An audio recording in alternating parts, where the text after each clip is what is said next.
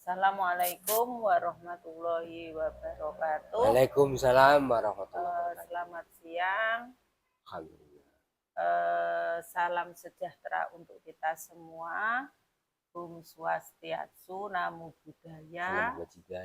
Salam kebajikan dan salam cinta bakti. Pada siang hari ini, alhamdulillah masih diberi kesehatan sehingga bisa meneruskan pembicaraan kemarin tentang sholat, di mana sholat sudah diterangkan secara istilah yang mengerucut bahwa untuk mencapai satu tujuan yaitu mukmin ialah dengan as-sholatu mi'rajul mukminin. Bagaimana caranya untuk mencapai mukmin, untuk menuju kepada Allah Subhanahu wa taala yang ada di laisa kamitslihi syai'un melalui as-sholatu mi'rajul mukminin? Baik. Bismillah, alhamdulillah, wala haula wala quwata illa billah. Billahi anta maksudi waridho kamatlubi. Ini tentang praktek sholat ya. Praktek sholat dalam praktek thariqah. Nah, praktek thariqah karena thariqah 100% praktek. Bukan sekedar diskusi sholat. Ternyata secara praksisi sholat itu adalah bersambung ya. Bersambung. Atau masuk ke dalam dimensinya, masuk ke dalam gelombangnya, masuk dalam induksinya. Ya, sehingga terjadi kesetaraan induksi, kesetaraan gelombang ya, kesetaraan frekuensi ya. Pada kemudian diambil pada apa namanya, innallaha wa malaikatahu yusholluna 'alan nabi, jadi kebersambungan antara Allah dan malaikat dengan para nabi. Demikian juga untuk di para mukmin juga diperintahkan untuk bersoluna ala nabi, bersambung masuk ke dalam dimensinya nabi ya.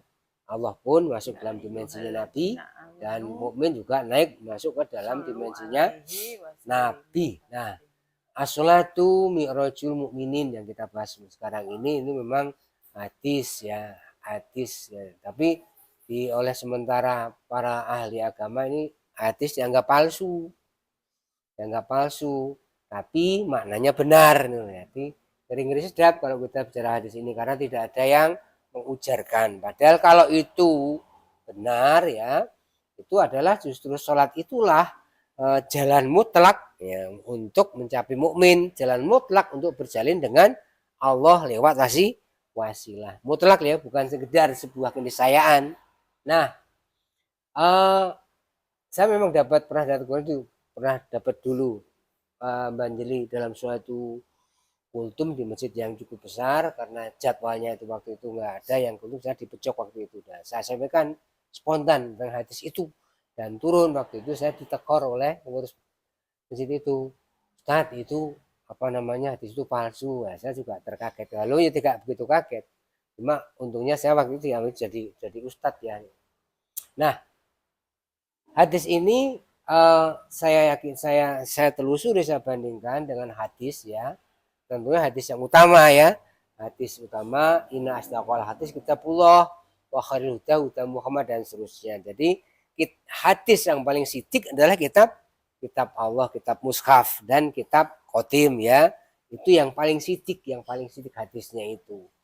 Artinya itu justru dilihat dari fungsi rujukan, maka dirujukkan dengan Al-Quran, hadis itu pas sekali.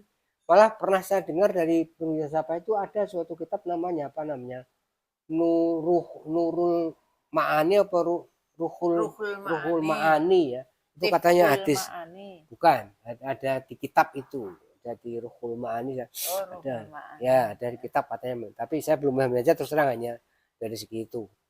Nah, saya sendiri itu meyakinkan karena itu sesuai dengan Quran, yaitu Quran surat Ma'arij dan surat Mukminun ya. Musolin adalah orang yang sholat ya, orang yang sholat. Jadi dalam surat Ma'arij itu orang yang musolin adalah orang yang alladzina hum ala sholatihim daimun ya. Jadi ala sholatihim daimun.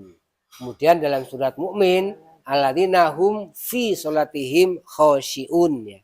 Jadi daimun ke khosyiun. Kemudian kenapa ada meningkatnya di situ? Alladzina fi amwalihim hakum maklun. Nah, itu dalam surat Ma'arij. Berarti orang musholin, orang yang terhadap hartanya memaklumatkan pada siapa saja ya. Lisa ini wal mahrum, baik pada orang yang meminta terang-terangan meminta atau orang yang menahan diri tidak meminta-minta. Tapi itu adalah tetap merupakan bagian dari harta yang dimaklumkan ya, harta yang dimaklumkan. Nah, ini masih belum ada pengaturan, namun nanti pada surat Mukmin waladzina hum lizakati fa'ilun. Jadi terhadap harta ini ditingkatkan pengelolaannya menjadi harta ini menjadi zakat ya, menjadi zakat ya. Jadi ditingkatkan menjadi zakat. Nah, bagaimana peningkatannya? Zakat itu adalah untuk membersihkan. Tapi sementara ini kita tahu kan membersihkan harta supaya tidak bercampur dengan yang haram-haram katanya begitu ya. Tapi kalau di dalam praktek toriko, pengertian membersihkannya adalah membersihkan hati terhadap kemelekatan harta ya. Jadi bukan membersihkan harta, tapi membersihkan hati terhadap kemelekatan harta. Di mana membersihkan? Nanti semangatnya dalam sholat itu. Inna sholati wa nusuki wa mahyaya wa mamati lillahi rabbil alamin. Jadi terhadap seluruh hidupnya adalah milik Allah, termasuk di dalam adalah harta ya, harta. Demikian juga nanti kalau kita bandingkan untuk menjadi mukmin karena harus dikorbankan harta itu ya. Innallaha ashtara minal mu'minina anfusahum wa amalahum bi anna lahumul jannah. Jadi mendapat jannah bagi orang mukmin harus harta dan anfusnya. Jadi membarter, mengimbal beli ya, membarter kan tukar menukar, ada imbal beli ya. Ada tukar menukar barang tapi ada ukuran nilai uangnya, itu namanya imbal beli ya. Terus adalah seluruhnya ya, itu namanya berlepas ya. Kalau kita lihat dari Rasulullah, berapa Rasulullah zakatnya? Ternyata seluruh hartanya Rasulullah habis ya. Ada harta Rasulullah dan harta istrinya Khadijah, Sayyidah Khadijah. Kalau dalam artikel kan 2/3 kekayaan Mekah itu milik Khadijah, bayang pun kita ya. Ya bisa membayangkan betapa namanya kayanya. Demikian juga ketika Rasulullah itu sebagai seorang pangeran ya, minimal pangeran, bahkan calon putra mahkota sebenarnya, yang karena abahnya meninggal wafat itu maka tidak jadi putra mahkota ya. Maka putra mahkota betapa mungkin pasti hartanya berlimpah. Nanti akan kita lihat berapa mahar yang diberikan Rasulullah kepada Khadijah waktu itu adalah, ada yang bilang 100 ekor unta, yang bilang 20 ekor unta ya. Taruh kata 20, tapi saya lebih yakin pada 100 ekor unta. 20, berapa satu ekor unta, berapa harganya, itu maharnya ya satu sisi. Nah, itu menggambarkan harta Rasulullah itu termasuk harta Khadijah itu juga habis. Karena ketika Khadijah menjelang wafat itu berpisik kepada putrinya yang terkasih itu Sayyidah Fatimah Zahra ya. Kira-kira bahasanya itu, Fatimah, mintalah kepada ayahmu surbannya untuk menjadi kafanku ya, karena sudah seolah tidak bisa membuat kafan lagi, pakaiannya pun tambalan-tambalan, padahal dulu hartanya berlimpah. Jadi di sini hakum maklum, kemudian menjadi zakat, membersihkan hati dari kemelekatan terhadap harta supaya tidak melekat. Ini ada peningkatan dari itu. Belum nanti jadi tadi sholat daimun, sholat khosyiun ya. Khosyiun nanti kita bisa lihat orang yang fokus pada pencapaian, itu nanti pada surat bagian yang lain kita bicarakan. Nah, disinilah ada peningkatan dari dalam fungsi sholat itu, as-sholatu mi'rajul mu'minin. Nah, apa yang dimaksud mi'raj? Mi'raj itu adalah alat naik. Tapi bukan tangga. Kalau tangga ya susah ya, kurang mutakhir. Kalau naiknya ke langit 7 masa ada tangga langit 7? Tangga yang ke angkasa tuh ada alat naik namanya Apollo ya. Jadi alat naik dan sampai, tidak naik toh nggak sampai. Alat naik dan sampai, itulah mi'raj ya. Mi'raj sampai pada yang dituju ya. Alat naik yang dituju ini gambarnya seperti Apollo paling enggak ya, kira-kira. Tapi gambarnya nggak susah juga. Alat naik ya. Alat naik menjadi mukmin ya. Nah, itulah sholat. Nah, sholat seperti apa? Sholat yang khusus ya, bukan sholat yang semua sholat. Karena kita mau sholat dan sembahyang macam-macam. Sholat yang itu loh, yang hanya diketahui oleh pihak pembicara dengan pihak pendengar. Karena spesifik, ya namanya ma'rifat. Jadi dalam bahasa Arabiah nanti kaidah bahasa Arabiah ada alif lamnya itu berarti ma'rifat tertentu yang hanya diketahui oleh pihak yang sama-sama diketahui, bukan hanya sama-sama diketahui oleh pihak pembicara dan pihak satu mutakalim dan pihak kedua mukhatab ya.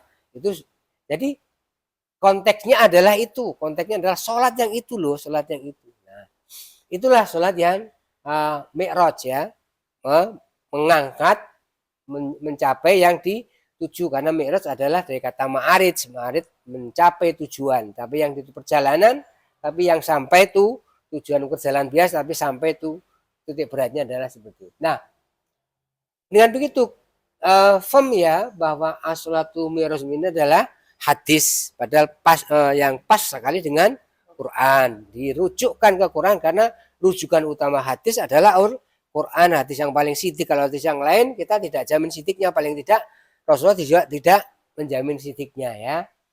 Itulah yang apa namanya as-sholatu mi'rajul mukminin. Salat itu, salat yang itu loh ya, salat yang itu adalah alat atau strategi atau sarana naik dan mencapai mukmin, tidak sekedar naik tok ya, mencapai mukmin. Sehingga sholat mukmin adalah sholat untuk mencapai mukmin ya, untuk mencapai. Tanpa sholat juga tidak akan bisa menjadi mukmin. Cuma juga difahami dalam praktek ini sholat yang berwasilah, bukan sekedar sholat yang tanpa wasilah. Itu mencapai mukmin adalah sholat yang berwasilah. Nah, itu bagian lain, ada as-sholatu lidzikri, setelah itu hasilnya, hasil daripada sholat ya.